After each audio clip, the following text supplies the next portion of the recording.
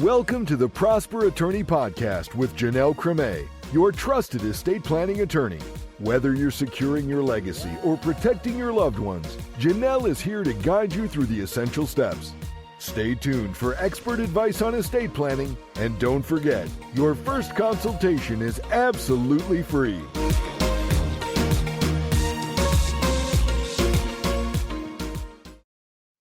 Think you don't need a will?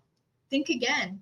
Without one, your loved ones might be in for a wild legal ride, one that doesn't come with popcorn. Texas has its own plan for your assets, and spoiler alert, it might not be what you want. Prosper attorney Janelle Cremé is here to shed light on the reality of intestate succession and why leaving things to chance is never a good strategy. Welcome back, everyone. I'm Sophia Yvette, co-host / producer, back in the studio with Janelle Cremé. Janelle, how's it going? I'm good. How are you? I'm good. So, Janelle, what happens if I pass away without a will? Well, if you don't make plans for your family and your assets, then that follows what the state has planned for you. There's laws on the books of this is what happens based off of how many times you've been married, what assets you have, how many children you have, and who's alive based off of that. And it may not be what you actually want to happen. For example, we are a community property state, so that kind of comes into play. Community property means everything's pooled, not necessarily how you want it to be once you're married. So an example of things not turning out how you want is if you've been divorced, had children, and then got remarried, and you pass away with no planning at all in place, your new spouse may end up owning that home that you bought with them with your children from a previous marriage. And that can be a problem because that spouse may not be able to afford that home and they want to go sell it, but they have to get these children now to agree to sign the paperwork to sell it. Why can that be a problem? Well, once somebody passes away, there's a lot of emotions involved, especially if it's an expensive home or something like that. That's an asset that, it becomes a problem. Yes, I can certainly see how that can become a problem. Is that a typical challenge that families face when a loved one passes away without a will? It is, especially for blended families. That's a common problem that I have seen families come around. And a lot of times they think it's fine, it's not a problem, we all get along now. But then things change when someone passes away because emotions get involved or money comes into play, or who knows what happens. There's grandchildren or there's the spouses of the children that kind of get their ear in there. So that's one of the very typical problems. Yes. What are some other challenges that families typically face when a loved one passes away without a will? Oh, another really big problem is people don't realize that minor children cannot legally inherit until they're 18. So they want their kids to get their assets, but they haven't set up a vehicle for them to hold that money in for them. So then the court has to come in and set a uniform transfer to Minors Act account for them, an UTMA account, which is fine. It'll hold them, but then the court gets to pick who's going to manage it for them and how it's going to manage it. And many financial professionals won't even take the account because they don't like how the court has set up for it to be managed. And also, if at 18, that child gets the money. There's also a problem sometimes with whoever gets picked to manage it doesn't necessarily manage it well or finds a way to spend down the money so there actually isn't anything left at 18 for that child. Are there any repercussions when that is the case? If you can find a way to prove it, and if the child actually knows that there was money for them, there can be, but it's very hard to prove and track down the money because sometimes the money is gone. So yes, there's repercussions, but it's very hard to get the money back. Wow. How does someone prevent that in the first case? Is there certain documents they can look into to see if there is anything set up for them?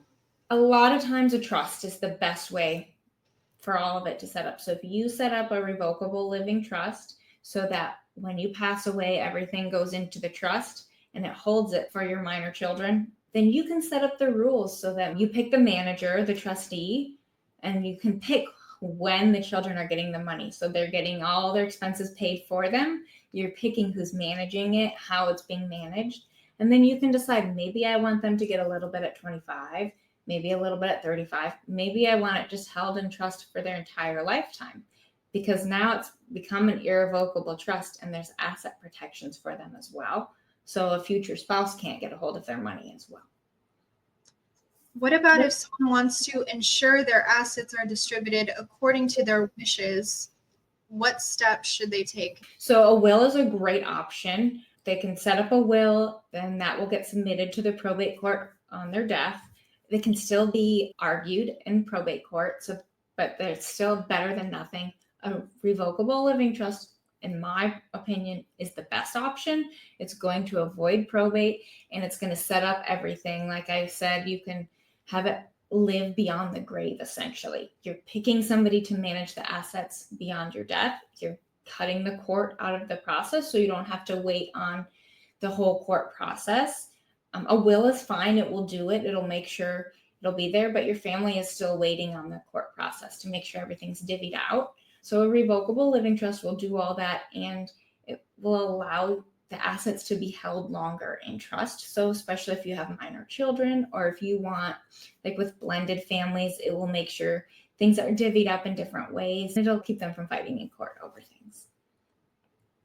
Wow. And so, Janelle, can you explain how Texas laws determine who inherits a deceased person's assets in a bit more detail? Can a little bit. It can get complicated. So let's say just a husband and wife, one of them passes away, the spouse should get it completely. If there is no one else, or if there's a first marriage, the spouse will get it. Then if they have children, like both just a husband and wife, first marriage, and then there's children, then the children would get it. Not the spouses or anything like that, just the children. That's just the basics there. Then it would go on down the line. That's what the word issue means, just bloodline like that. If they're adopted in, they would also be included in that. So sometimes people want to know, could my children's spouses get it through that? No, spouses don't get it through issue. If you get divorced, that actually cuts off that line. Sometimes people do want their ex-spouses to inherit, surprisingly, because it's their children's parent. You would have to actually name them in a will if you wanted them to get it, because the divorce does cut off that relationship once you get remarried. So if you have children with a spouse, and only homes are one way, so only the home is entitled, like I said before, but other assets are entitled differently. So sometimes just the children get to it. So it can get really complicated. The intestacy laws are really complicated. So different assets are different. So if you don't get remarried, that's how it is. If you don't have children and our spouse passes away and there's no children, then it would go to the siblings next. So, and if you don't have siblings, then it would go back up to the parents. Well, love it, Janelle. We'll catch you in the next episode. Have a fantastic rest of your day. Thank you. You too. Thanks for tuning in to the Prosper Attorney Podcast with Janelle Cremé. Ready to take control of your future? Visit prosperattorney.com or call 469-714-2280. That's 469-714-2280 to schedule your free consultation.